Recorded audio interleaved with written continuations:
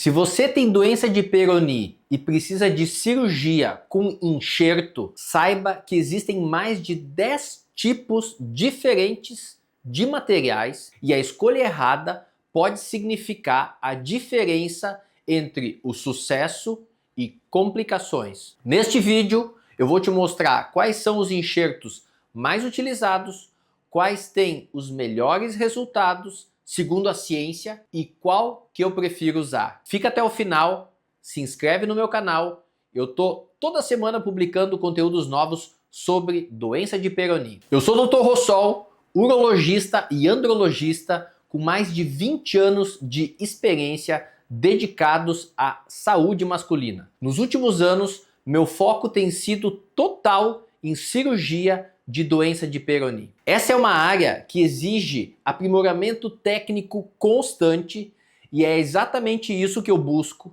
Eu tenho participado de congressos e treinamentos internacionais com os maiores especialistas do mundo em cirurgia reconstrutiva peniana, justamente para oferecer aos meus pacientes a melhor técnica disponível. E os resultados aparecem. Eu recebo pacientes de todo o Brasil que me procuram especificamente para cirurgia de Peyronie.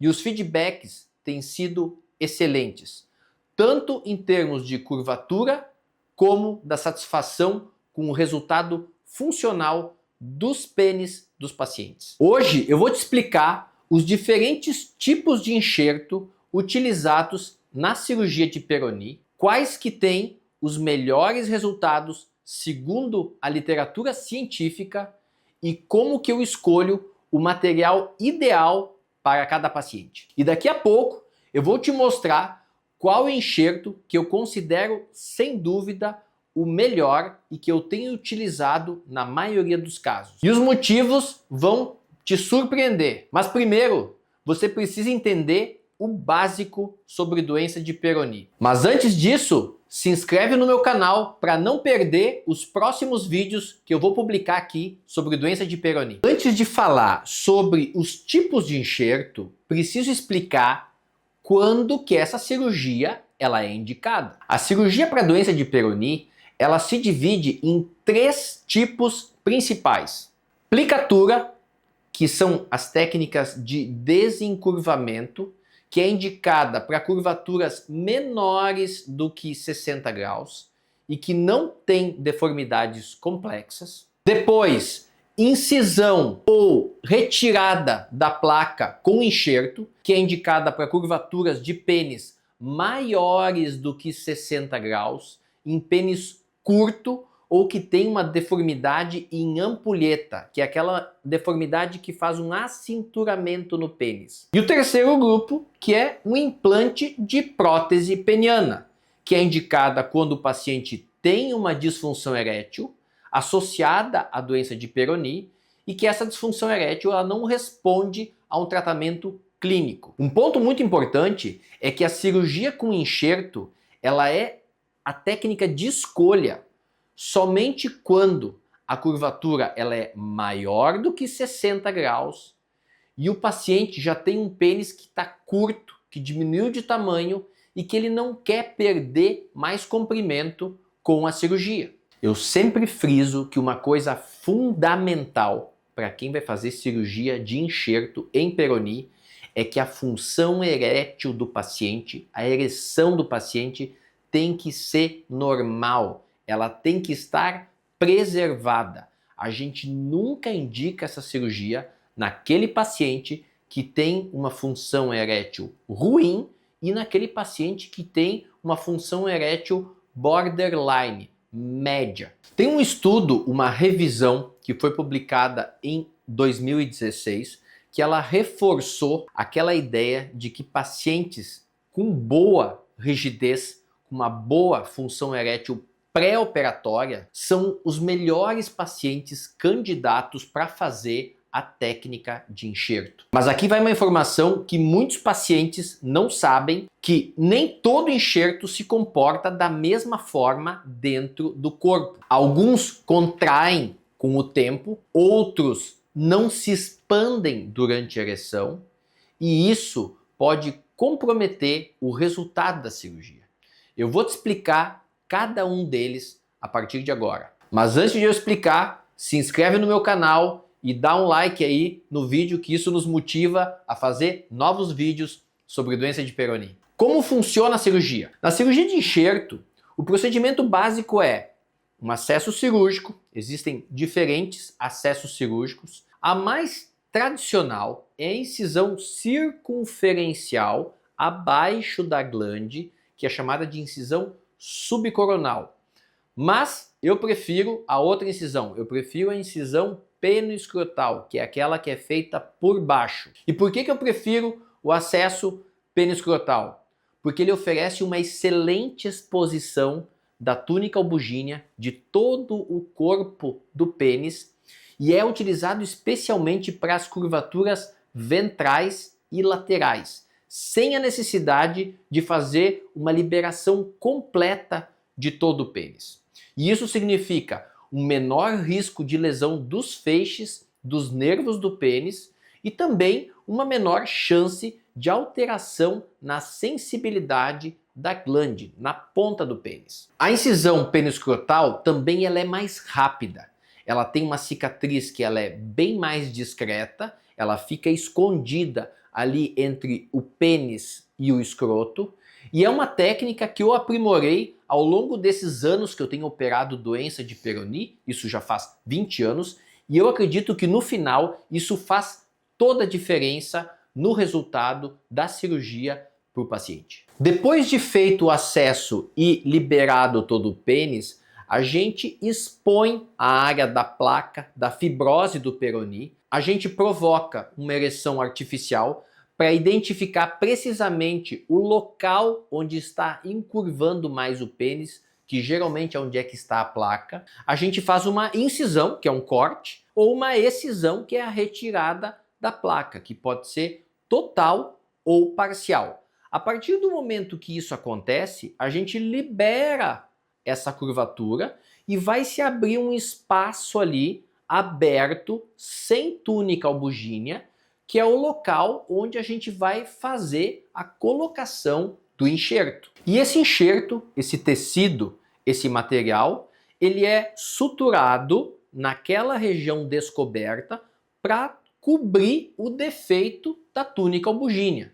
Porque se a gente não coloca nada, simplesmente libera, tira aquela placa ou só corta ela, toda aquela área fica sem túnica albugínea. E se ela ficar totalmente descoberta, ela vai gerar uma cicatrização exagerada e uma nova fibrose e uma nova placa naquele local. Então a gente precisa colocar um tecido ali, que é onde vai cobrir, vai substituir aquela região como se fosse uma nova túnica albugínea. Depois que a gente sutura o enxerto naquela região, a gente provoca, na cirurgia ainda, uma nova ereção artificial com injeção de soro fisiológico.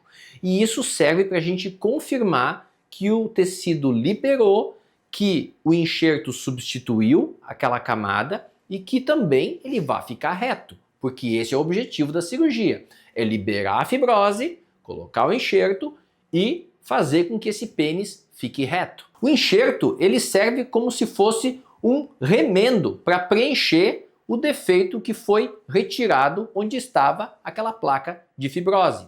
Ele precisa ter uma característica específica, ele tem que ser resistente, flexível, biocompatível, não contrair com o tempo e permitir uma expansão boa do pênis no momento da ereção. E é justamente nessas características que os enxertos se diferenciam. Um enxerto que parece ser perfeito no papel, ele pode ter resultados muitas vezes desastrosos na prática. Daqui a pouco eu vou contar para vocês qual enxerto que eu evito usar e o motivo vai te surpreender. Os enxertos disponíveis para tratar a doença de Peyronie, eles se dividem em 3 categorias. A primeira categoria é a dos enxertos autólogos, que são tecidos retirados do próprio paciente. E quais que são as vantagens desses enxertos autólogos?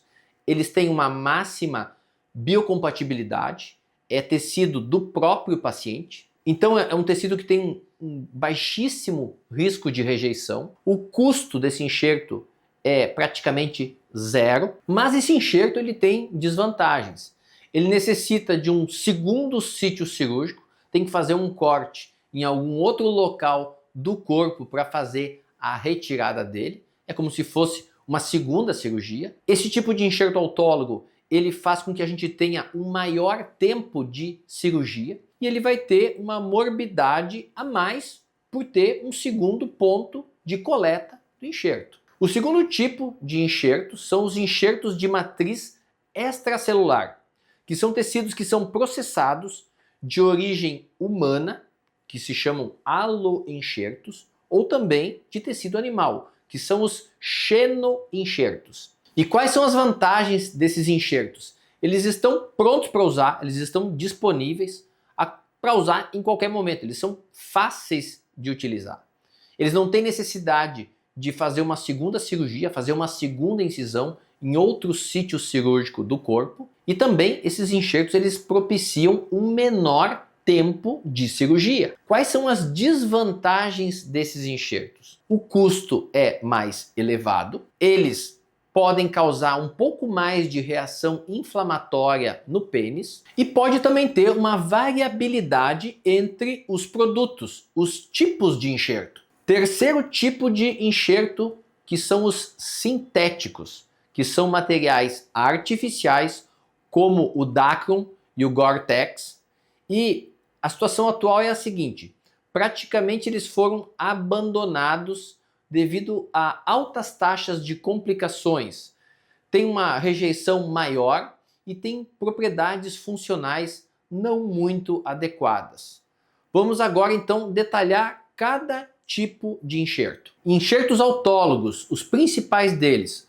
Vou citar aqui o primeiro, que é a veia safena. A veia safena é um enxerto autólogo que já foi bastante estudado e utilizado já há bastante tempo. Como que isso funciona?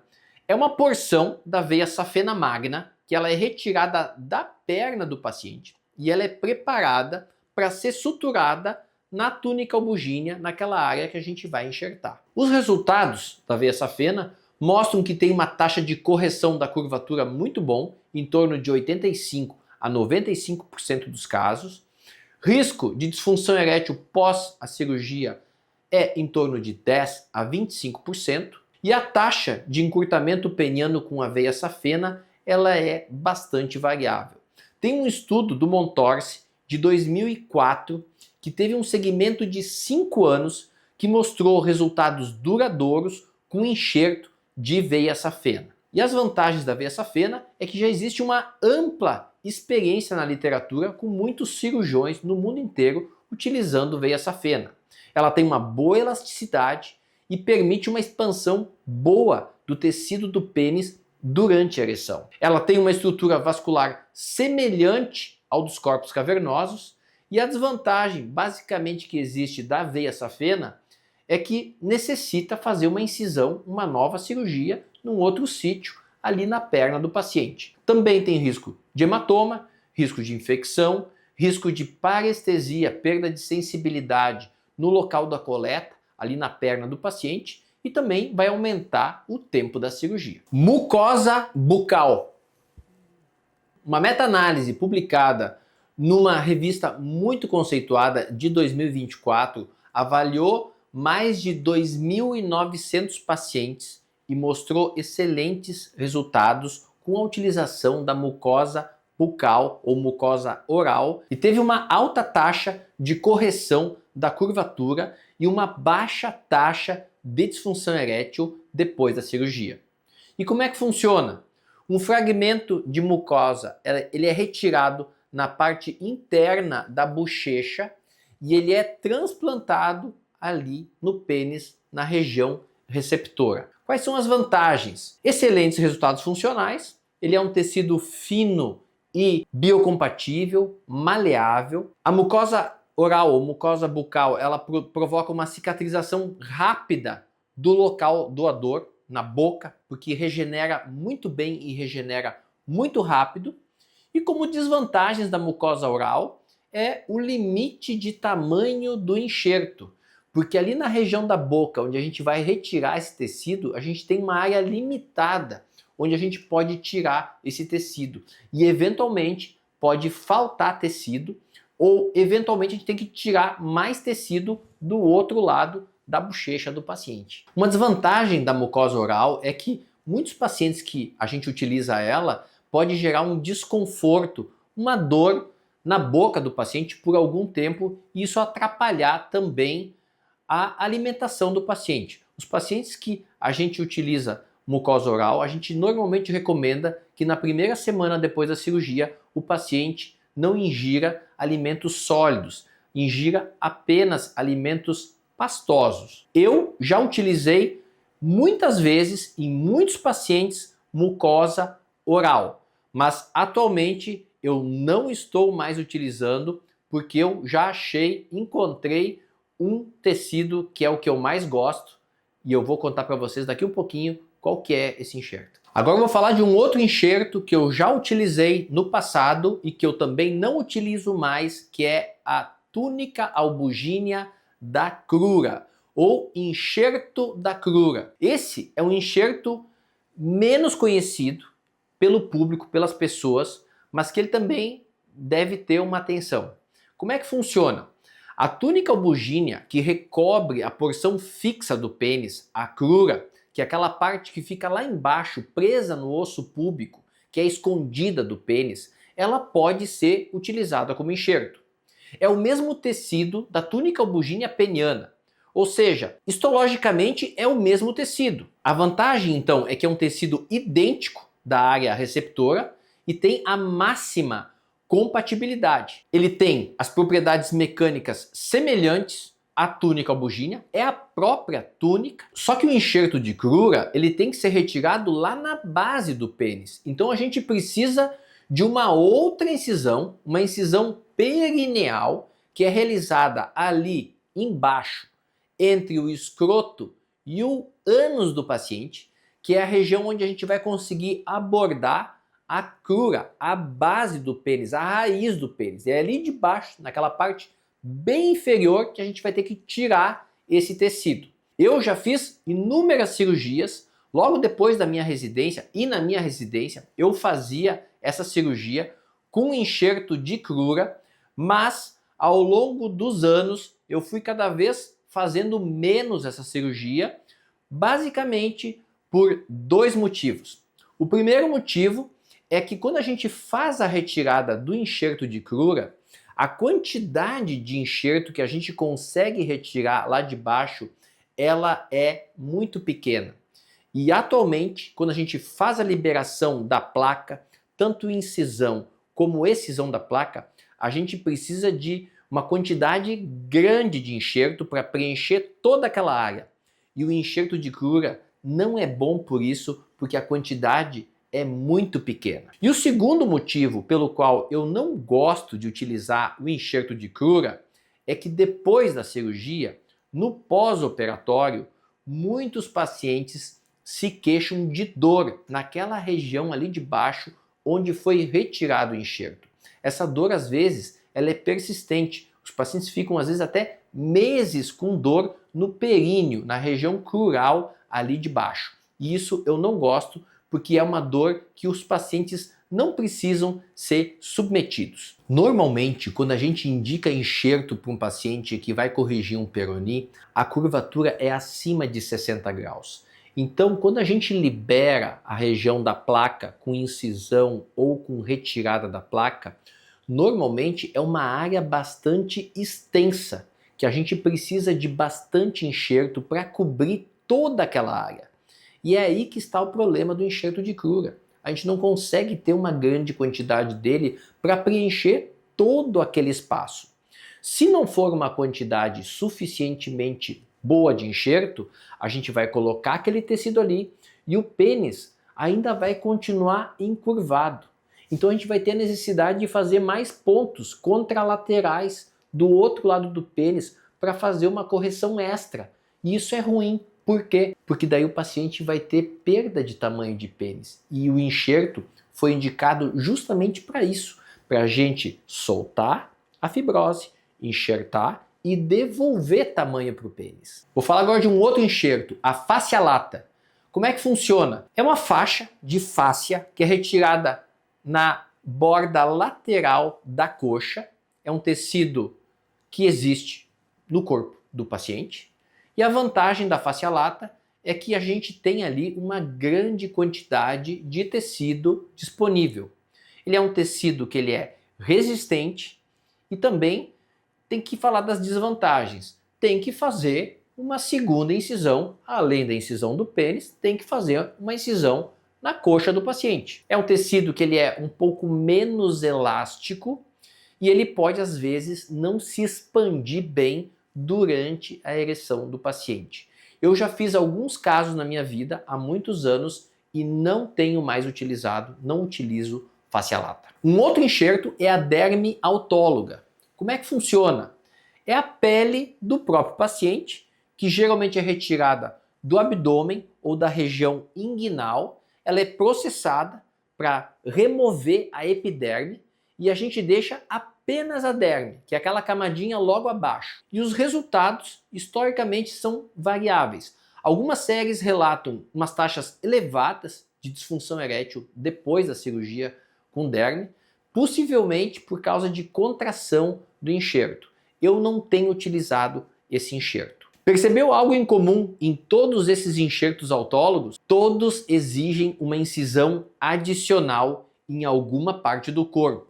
Ou seja, na perna, na boca, na coxa, no períneo. E é exatamente aqui que entra uma das grandes vantagens dos enxertos de matriz extracelular. E agora eu vou falar para vocês qual que é a minha primeira escolha de enxerto.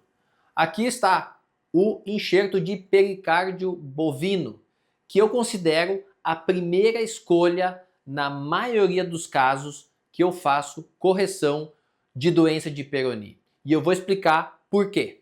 Ele é uma membrana que envolve o coração do boi e ele é processado industrialmente. Ele é esterilizado e depois é preparado para finalidade de cirurgia. Por que eu prefiro o pericárdio bovino? Praticidade. Ele é um enxerto que já vem pronto para utilizar. Ele está disponível no centro cirúrgico. Eu não preciso fazer outra incisão, uma incisão adicional no corpo do paciente, para ter que coletar um outro tecido. Ele tem um menor índice de retração, diferente de alguns outros enxertos autólogos que podem contrair com o tempo e comprometer o resultado da cirurgia. Ele mantém as suas dimensões de uma forma mais estável. O pericárdio bovino tem uma baixíssima chance de rejeição. O processamento industrial, ele remove todos os componentes celulares que causam reação imunológica, mantendo apenas a matriz extracelular que é biocompatível. O custo-benefício, quando comparado ao tempo cirúrgico adicional e a morbidade do segundo sítio cirúrgico, a segunda incisão, e ao desconforto pós-operatório de colher um enxerto autólogo, o pericárdio bovino ele se mostra uma opção muito mais vantajosa em relação aos outros enxertos. O pericárdio bovino ele tem excelentes propriedades mecânicas. Ele é resistente o suficiente para suportar a pressão da ereção, mas também ele é flexível o bastante assim para permitir a expansão dos tecidos durante a ereção. Tem um estudo comparativo que foi publicado em 2023 que mostrou que o pericárdio bovino ele teve resultados equivalentes à túnica vaginal autóloga em termos de correção da curvatura e também da função erétil. Fica ligado para a segunda parte do vídeo.